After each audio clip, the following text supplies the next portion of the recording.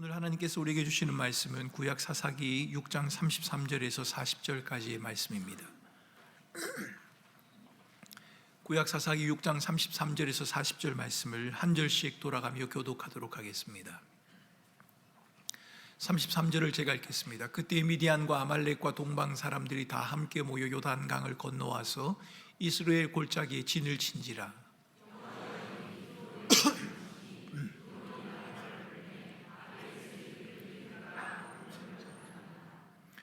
기드온이 또 사자들을 온 므낫세에 두루 보내매 그들도 모여서 그를 따르고 또 사자를 아셀과 스불론과 납달리에 보내매 그 무리도 올라와 그를 영접하더라.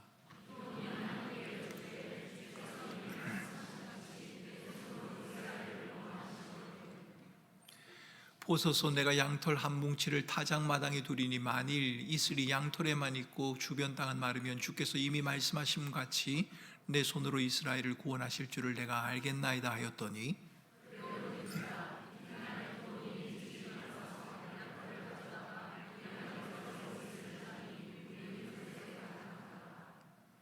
기드온이 또 하나님께 여쭈되 주여 내게 노하지 마옵소서. 내가 이번만 말하리이다 구하옵나니 내게 이번만 양털로 시험하게 하소서. 원하건대 양털만 마르고 그 주변 땅에는 다 이슬이 있게 하옵소서 하였더니 양털만 마르고 그 주변 땅에는 다 이슬이 있었더라. 아멘. 여러분, 청년들에게는 크게 두 가지의 고민이 있다고 합니다. 한 가지는 결혼이고 한 가지는 취업 진로의 문제입니다. 한 청년이 하나님께 취업과 결혼의 문제를 두고 고민하면서 하나님의 뜻이 어디 있는지를 묻고 있었습니다. 아무리 기도해도 애인이 만들어지지 않고 취업의 문제도 해결되지 않자 이 청년은 우선 한 가지의 문제에 올인을 하기로 했습니다. 애인에 대한 문제를 해결해 보기로 마음을 먹은 이 청년이 하나님께 이렇게 기도했습니다. 하나님, 오늘 교회에 가서 내게 제일 먼저 말을 거는 자매가 있으면 그 자매가 나를 바라보고 웃어주면 제 애인이 될 사람으로 알겠습니다. 그런데 그 자매가 바지를 입고 머리띠를 하고 있으면 분명히 하나님의 뜻이라고 제가 확신하겠습니다. 여러분, 이 청년이 이런 방법을 택한 이유는 창세기 24장에 나오는 이삭의 아내를 구하는 장면 때문입니다. 아브라함은 아들 이삭의 아내를 구해야 했습니다. 그래서 종인 엘리에셀을 고향으로 보냈지요. 낙타와 선물을 가지고 우물가에 머물게 된 이 엘리에셀이 하나님에게 기도합니다. 하나님, 어느 여인이 이 우물가를 방문할 때 내게 물을 달라 내가 요청을 할 텐데 내게도 물을 주고 이 낙타에게도 물을 주는 사람이 있으면 그 사람이 이삭의 아내가 될 사람이다. 여러분, 제가 그렇게 알겠습니다 라고 기도한 것입니다. 여러분, 저는 목회자로 성도들에게 삶의 모든 영역에서 하나님의 뜻을 구해야 한다는 사실을 수도 없이 강조해 왔습니다. 그런데 사실 하나님의 뜻을 구하는 것이 신앙생활에서 중요한 만큼이나 하나님의 뜻을 구하는 열정이 자칫 위험에 빠질 수도 있다는 생각이 듭니다. 하나님의 뜻을 구하는 우리들의 의도가 좀 불순할 수 있지 않습니까? 불순한 동기를 숨기고 하나님의 뜻을 구하는 겁니다. 하나님의 뜻을 지나치게 운명론적이나 기복적인 것으로 만들어 버릴 수도 있을 겁니다. 하나님의 뜻을 안다는 것은 마치 정해진 시험 문제의 답을 맞추는 것처럼 하나님이 정하신 길을 미리 알아내는 것이다. 마치 산수의 공식과 같다라고 생각해 볼 수도 있겠지요. 이 모든 것이 다 하나님의 뜻을 이해하는데 찾아올 수 있는 위험성에 대한 이야기입니다. 물론 하나님께서 특별한 계시의 방법으로 알려주실 때도 있습니다. 하지만 일반적으로 우리는 어디로 가길 원하시는지, 하나님의 뜻이 어디 있는지를 알 수 있는 길이 없습니다. 아브라함의 종인 엘리에셀이 표징을 구했고 하나님께서 특별한 방법으로 인도하지 않았느냐, 그렇게 말할 수도 있습니다. 그러나 여러분, 우리는 본문을 보다 정직하게 바른 의미로 이해할 필요가 있습니다. 낙타에게 물을 주는 여인이라는 이 조건, 어찌 보면 표징처럼 보여지지만 사실 그것은 표징이 아닙니다.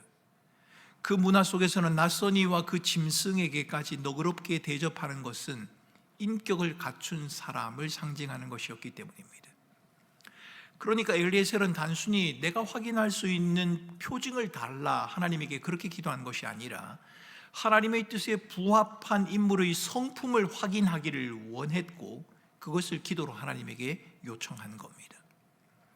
더 중요한 것은 창세기 24장이 말하고자 하는 바는 하나님의 뜻을 찾는 방법이나 비결이 아니라 하나님께서 아브라함에게 주신 언약을 하나님께서 어떻게 성취해 가시느냐 하는 것을 보여주는 역사적인 증언이기 때문에 그렇습니다.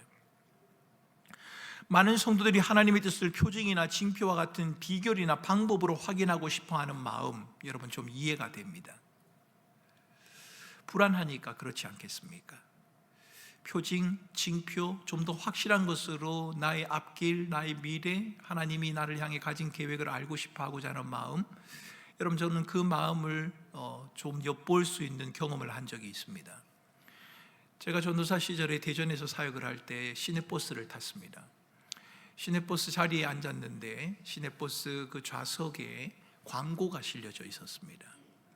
어떤 광고였냐면은 사주팔자 관상 앞일을 알려드립니다는 광고였습니다. 그런데 제 눈에 띄인 것은 그 바로 밑에 적힌 것이었습니다. 별표, 기독교인 특별 상담이라고 하는 전화번호가 별도로 적혀져 있었습니다. 아마도 장사가 되니까 그렇게 하지 않았겠습니까? 혹시 이 자리에 계신 분들 가운데 그곳에 다녀오신 분이 계신지는 모르겠습니다만, 여러분 우리는 표징을 원합니다. 하나님이 함께 하심도 믿고 하나님이 우리의 인생을 인도하는 것도 믿지만 그것보다 좀 더 확실한 것이 우리에게 주어지면 좋겠다는 마음을 가질 때가 있습니다. 불안하니까 그렇지 않겠습니까? 하지만 정말 어떻게 하면 우리가 하나님의 뜻을 알 수 있겠습니까? 오늘 본문이 기록된 사사기 6장은 미디안의 압제 속에 있는 이스라엘의 이야기입니다. 하나님은 기드온을 사사로 불렀지만 기드온은 여전히 두려워합니다. 이미 하나님은 여호와의 사자를 보내셔서 기드온에게 너는 큰 용사다 라고 말씀하셨습니다. 내가 친히 너희와 함께 하겠다 라고도 말씀하셨지요. 하나님의 은혜가 자기에게 임했다는 것을 다시 한번 확인하고 싶어 했던 기드온, 그 기드온에게 하나님은 불이 바위에서 나오는 경험을 경험하게 하셨습니다. 하나님이 주시는 평강 여호와의 샬롬도 맛보게 하셨지요. 이방신 바알의 신상을 헐어버리는 놀라운 경험도 하게 했습니다. 그런데도 기드온은 그것으로 충분하지 않았습니다. 여전히 두려웠습니다. 그래서 이번에는 직접 하나님에게 양털 시험을 요청합니다. 첫째 날은 양털만 이슬에 젖고 땅은 마르게 해달라는 것이었고, 둘째 날은 반대로 양털은 마르고 땅은 젖게 해달라는 기드온의 요구였습니다. 여러분, 이 기드온의 요구가 다소 무례해 보입니다만 우리는 이 기드온의 요구를 어떻게 해석해야겠습니까? 어떤 분은 하나님의 뜻을 구하는 것은 기드온처럼 이렇게 표징을 구해야 하는 거구나, 이렇게 생각할 수도 있을 겁니다. 그러나 우리는 여기서 기드온이 양털 시험을 하는 것이 하나님의 뜻을 알기 위한 징표를 구한 것인지에 대해서 좀 더 면밀하게 살펴볼 필요가 있습니다. 본문에서 하나님은 이미 기드온에게 자신의 뜻을 밝히셨습니다. 하나님은 기드온에게 내가 너를 보냈다라고 말씀을 하셨습니다. 하나님께서 친히 동행하시겠다고, 그러니 두려워하지 말라, 안심하라는 말씀도 하셨습니다. 그러나 기드온은 자꾸 확인하려고 합니다. 하나님의 뜻은 이미 말씀 가운데 드러나 있는데, 가라고 하시는 말씀을 통해 이미 드러나 있는데 기드온은 그것보다도 새로운 표징을, 눈에 보이고 손에 잡힐 만한 표징을 더 좋아합니다. 우리의 모습과 비슷하지 않습니까? 우리는 기드온의 이런 모습을 하나님의 뜻을 구하는 믿음이다 이렇게 말하기보다는 하나님의 뜻 앞에서 느끼는 두려움과 연약함이다 라고 해석하는 것이 타당합니다. 하나님은 기드온에게 미디안과 맞서라 하는 사명을 주셨지만 그 길은 불확실하고 두렵습니다. 그래서 기드온은 양털을 찾고 있는 것입니다. 기드온의 양털 시험은 믿음이 대단한 것의 상징이 아닙니다. 하나님의 뜻을 찾으려는 진지함의 표현도 아닙니다. 그것은 두려움이 얼마나 컸는지를 보여주고 있는 장면입니다. 하나님이 함께 하신다고 말씀하셨고, 보낸다고 말씀하셨고, 내가 너를 위로하겠다고 말씀하셨고, 놀라운 기적을 경험하게도 하셨고, 바알의 신상을 무너뜨리는 일도 경험하게 하셨지만 기드온은 여전히 두려운 것입니다. 놀라운 것은 그의 연약함을 하나님께서 친히 안으신다는 겁니다. 하나님은 기드온의 요청에 친절하게 응답하셨지만 그렇다고 해서 하나님의 뜻을 아는 길이 표징 찾기에 있다 그렇게 말하지는 말아야 합니다. 그렇게 말할 수 없습니다. 왜냐하면 하나님은 이미 기드온에게 자신의 뜻을 여러 차례 말씀을 통해 들려주셨기 때문에 그렇습니다. 그런 점에서 하나님의 뜻은 먼 미래를 알려주기보다는 오늘의 순종을 요구한다라고 하는 말은 타당합니다. 미래를 안다고 해서 순종하는 게 아니라 순종해 가면서 미래를 알게 된다. 여러분, 이게 바로 하나님의 뜻이라고 하는 겁니다. 하나님의 뜻은 대개 이미 주어진 말씀 속에 있는데 그것보다 새로운 표징을 더 좋아하는 우리는 하나님에게 표징을 요구합니다. 하나님은 우리를 향해서 너희는 표징을 통해서 나의 뜻을 알려고 하지 말고 이미 주어진 하나님의 말씀, 나의 말 가운데서 나타난 하나님의 뜻에 순종함으로 너희의 미래를 살아가라. 하나님은 우리에게 이렇게 말씀하시는 겁니다. 우리는 성경이 말하는 분명한 하나님의 뜻을 알고 있습니다. 거룩, 사랑, 용서, 순종, 함께함. 여러분, 이 모든 것들이 성경이 분명히 밝히는 하나님의 뜻이지 않습니까? 이미 드러난 하나님의 뜻에 순종하는 삶을 살아감으로 더 깊은 하나님의 뜻을 알아가는 겁니다. 하나님의 뜻을 아는 건 지도를 보는 것이 아니라 가이드의 손을 잡고 걷는 것과 같다라고 하는 표현 아주 적절합니다. 기도는 표징이 있어야 안심이라고 생각하지만 하나님은 징표징보다 하나님과 동행하는 삶, 인생의 가이드 대신 주님의 손을 붙잡고 가자라고 말씀하십니다. 하나님의 뜻을 찾는 것이 미래를 보여줄 표징이 아니라 이미 말씀 속에 주어진 것이다. 말씀 속에서 주어진 것에서 시작된다라고 하는 사실은 신명기 29장 29절의 말씀을 통해서도 확인할 수 있습니다. 신명기 29장 29절은 이렇게 말합니다. 오묘한 일은 우리 하나님 여호와에게 속하였거니와 나타난 일은 영원히 우리와 우리 자손에게 속하였다. 오묘한 것과 나타난 일, 다른 말로 말하면 감추인 것과 나타난 일, 이 두 가지가 등장을 합니다. 오묘한 일이 무엇입니까? 감추어진 것이 무엇입니까? 그것은 하나님의 깊은 계획과 섭리입니다. 미래를 향한 하나님의 계획입니다. 이것은 하나님에게만 속해 있습니다. 하나님은 사람에게 미래를 내다볼 수 있는 능력을 허락하지 않으셨습니다. 우리에게 그런 힘을 주지 않으셨습니다. 이것은 하나님에게만 속해 있으므로 인간은 미리 완전히 알 방법이 없습니다. 반면에 나타난 것은 무엇입니까? 이 율법의 모든 말씀이라고 말하지 않습니까? 나타난 것, 이것은 성경을 통해 이미 명확하게 우리에게 말하고 있는 하나님의 뜻을 의미합니다. 우리가 알고 순종하고 실천해야 하는 것들 말입니다. 안타깝게도 많은 그리스도인들이 범하는 오류는 감추인 것을 찾으려고 애를 쓰다가 정작 나타나 있는 것을 소홀히 여기고 만다는 겁니다. 하나님의 뜻을 구하는 것은 미래의 삶을 미리 알고자 하는 게 아니라 현재를 어떻게 살아내야 할지를 묻는 것이어야 한다. 여러분, 이 말은 맞는 말입니다. 하나님의 뜻은 미래를 알려고 하는 것이 아니라 현재를 어떻게 살아내느냐에 달려 있습니다. 미래의 경로를 예측하려 하기보다 지금 이 순간을 하나님 앞에서 어떻게 살아갈지에 집중하는 것, 이것이야말로 하나님의 뜻을 알고 하나님의 뜻을 따라 살아가는 신자의 바른 자세라고 할 수 있는 겁니다. 많은 성도들은 하나님의 뜻이 마치 내비게이션이 목적지를 분명하게 지정해 주는 것처럼 우리를 인도하는 하나님의 뜻도 그렇게 나타나 주기를 원합니다. 길을 잃을까 봐 두렵고 실수하면 하나님이 실망하실까, 하나님의 영광을 가리면 어쩌나 걱정하면서 내비게이션이 목적지를 찍어주는 것처럼 우리도 그 목적지를 하나님이 분명히 보여주시면 좋겠다라는 생각을 하게 됩니다. 얼마 전 고3 학생 하나가 제게 와서 이렇게 물었습니다. 목사님, 시험을 쳤는데 수능 점수가 시원치가 않습니다. 제가 재수를 하는 것이 하나님의 뜻일까요?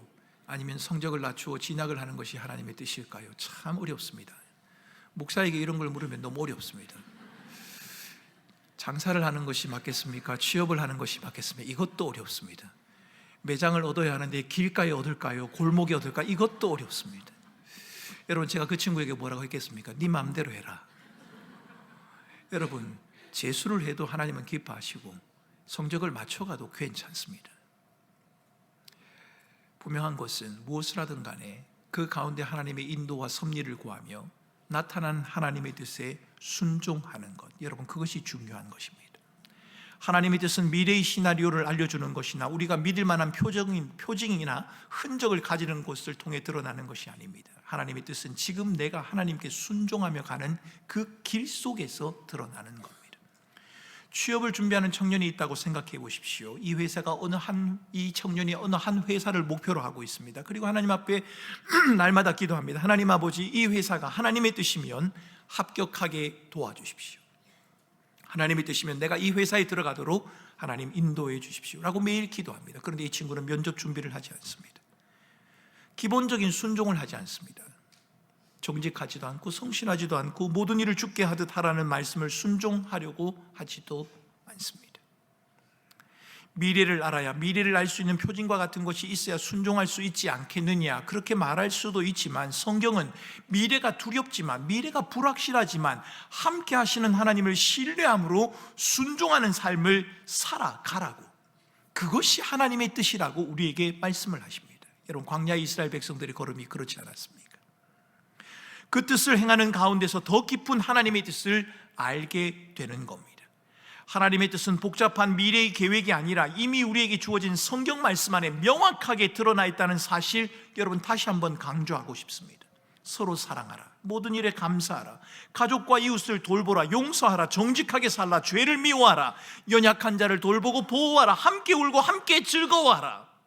여러분, 성경 속에 수많은 하나님의 뜻이 나타나 있지 않습니까? 우리에게 주어진 일상의 삶을 하나님 중심으로 살아가는 것, 이것이 바로 하나님의 뜻이다, 이렇게 해도 틀린 말이 아닙니다. 배우자 찾기, 직장 바꾸기, 진로 결정과 같은 문제에 지나치게 운명론적으로 집착하기보다 현재 주어진 자리에서 성경적인 원리를 실천하며 살아가는 것, 여러분 이것이 하나님의 뜻을 행하는 데 있어서 훨씬 더 중요합니다. 한 번의 완벽한 선택이 아니라 매일매일 하나님과 함께 걸어가는 동행의 여정, 그것이 바로 하나님의 뜻의 출발이 된다는 말입니다. 등산을 갈 때 방향을 가리키는 표지판보다 아빠의 손을 더 꼭 붙들고 가는 아기의 모습을 한번 생각해 보십시오. 여러분, 그 아이는 표지판에 관심이 없습니다. 표지판이 틀리기 때문입니까? 아닐 겁니다. 표지판보다 붙들고 있는 아빠의 손을 의지하고 있기 때문입니다. 하나님의 손을 잡고 걸어가는 걸음, 그것이 바로 하나님의 뜻의 핵심입니다. 하나님의 뜻을 구하는 것은 우리 개인뿐만 아니라 믿음의 공동체인 교회가 뭔가를 결정할 때도 여전히 적용이 됩니다. 여러분, 교회 속에서도 하나님의 뜻을 구해야 될 것 아닙니까? 가정에서도 마찬가지겠지요. 교회의 건물을 신축할 것인가, 증축할 것인가, 선교의 방향은 어디까지, 선교의 범위는 어디까지, 교회 사역의 계획은 어떻게 수립할 것인가, 여러분 이것에 대해서 의견이 서로 다를 수 있습니다.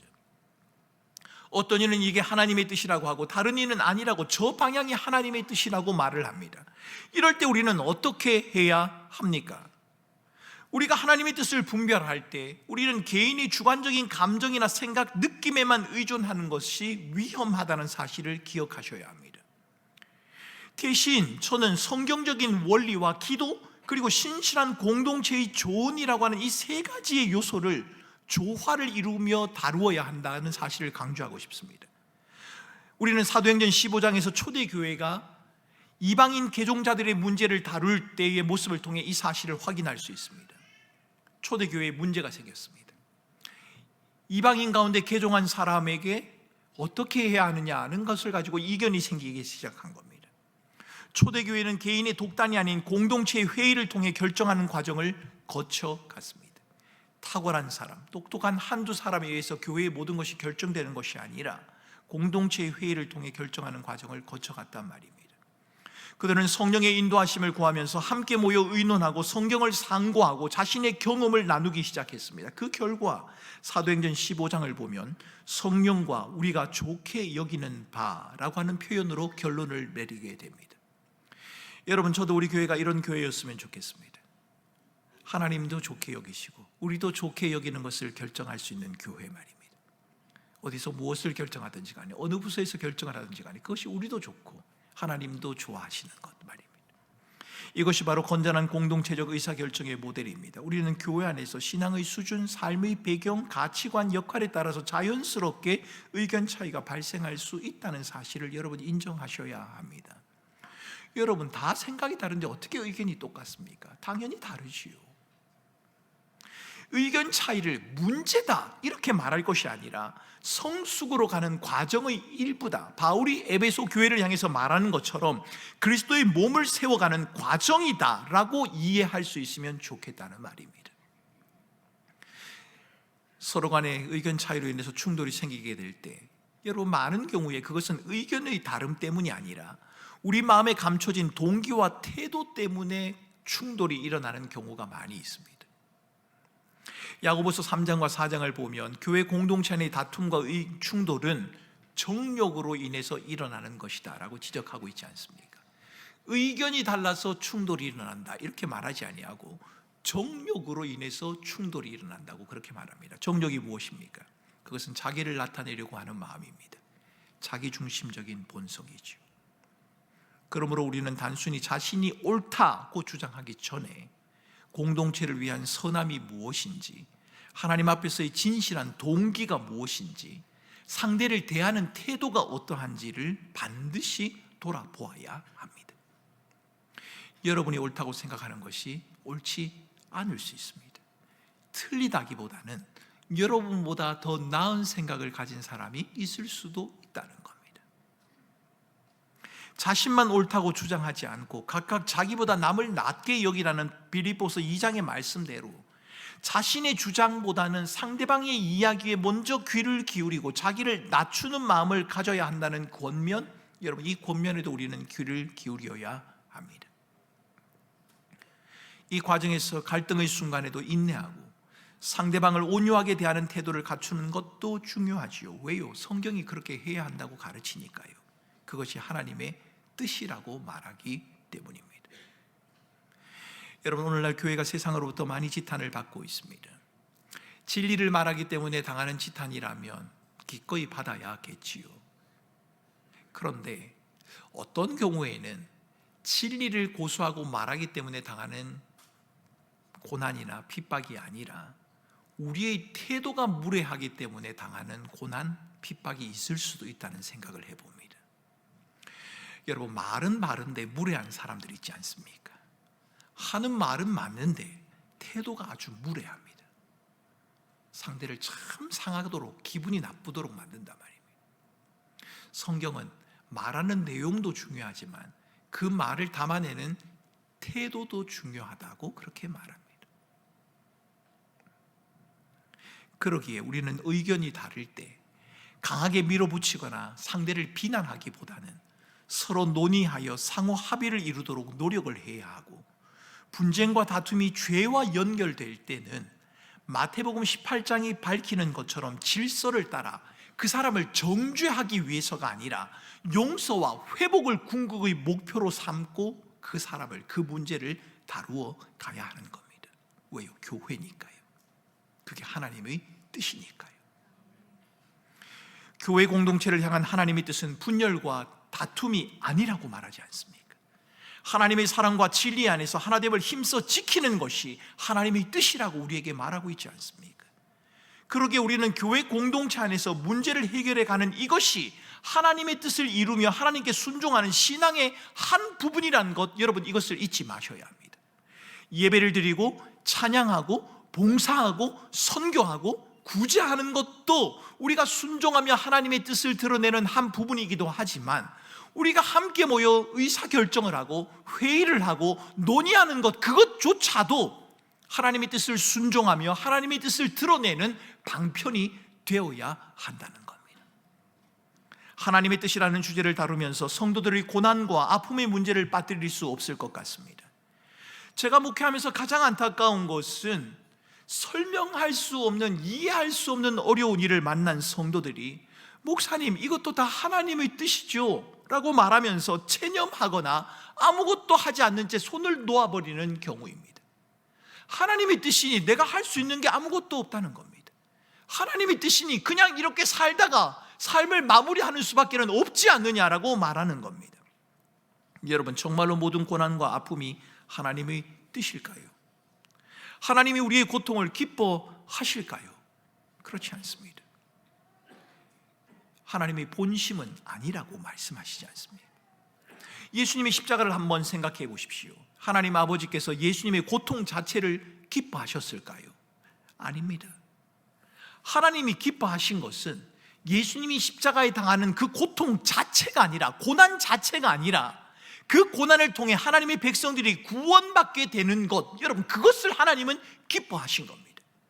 고난은 수단이었지 목적은 아니었습니다. 여러분, 그렇다면 우리는 우리의 삶에 찾아오는 고난을 어떻게 이해해야 합니까? 우연이라고요? 내가 죄를 많이 지었기 때문에 그런 것이라고요? 아니요. 우리는 고난 앞에서 체념이 아닌 하나님을 신뢰하는 태도를 지녀야 합니다. 하나님의 뜻이니까 무조건 참아야지라고 하는 숙명적인 태도가 아니라, 하나님, 이 고난을 통해서도 내가 이해할 수 없고 설명할 수 없고 받아들이기조차 어려운 이 고난을 통해서도 선하신 하나님께서 당신의 일을 이루어 가신다는 것을 내가 믿습니다. 내가 그것을 알고 싶습니다 라고 물으며 우리의 믿음의 삶을 살아가야 하는 겁니다. 욥을 생각해 보십시오. 그는 엄청난 고난 앞에서도 하나님의 선하심을 포기하지 않았습니다. 바로 그 고난 속에서 하나님의 선하심을 신뢰하며 나아가려고 하는 그 자세, 이것이 바로 하나님이 우리에게 진정 원하시는 마음이요 하나님의 뜻인 겁니다.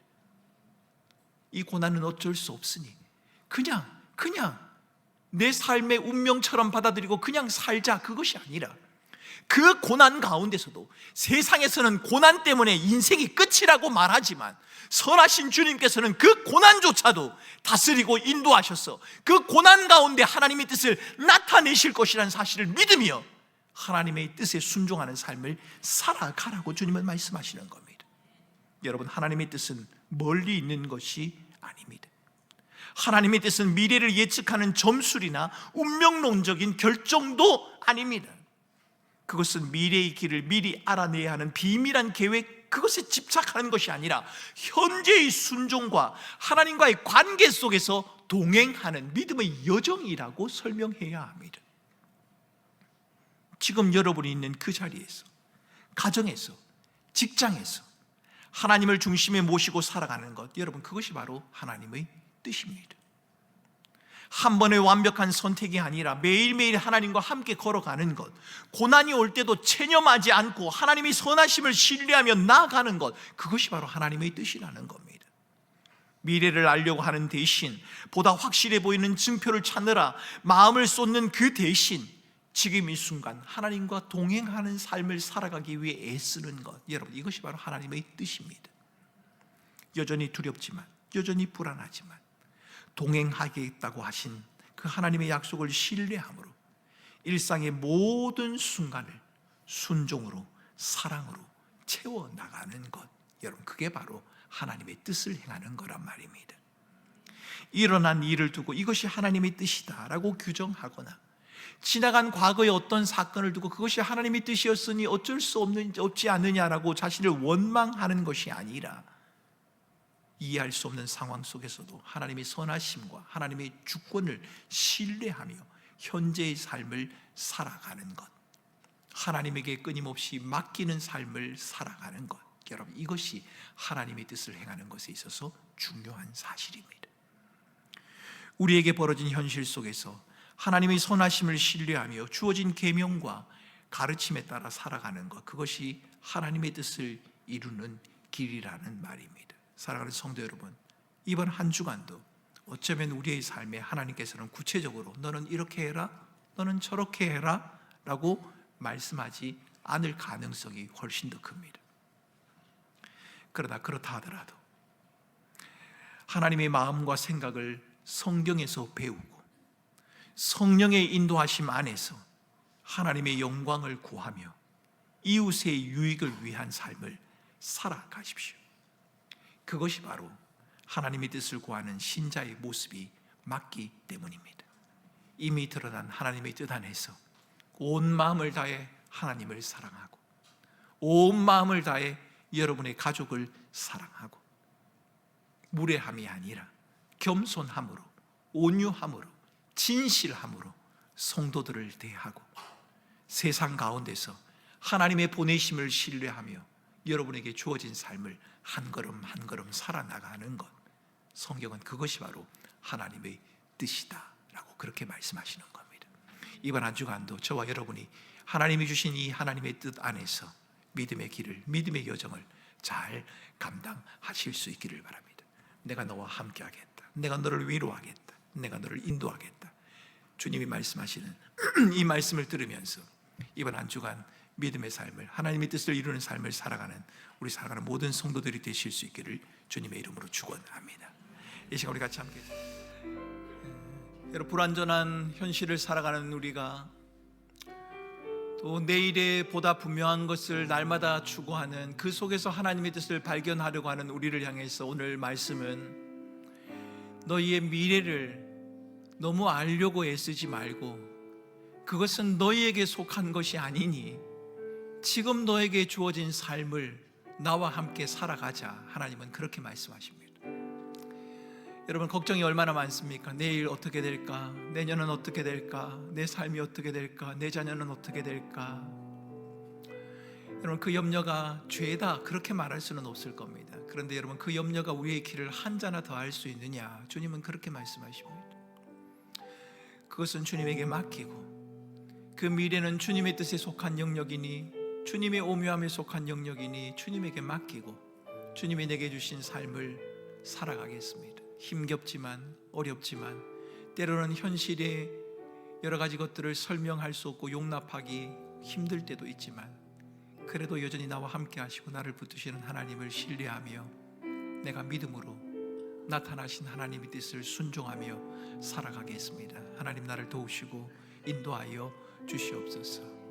이 시간 합심해서 함께 기도하겠습니다. 함께 기도합니다. 존귀하신 하나님 아버지, 매일을 살아가는 우리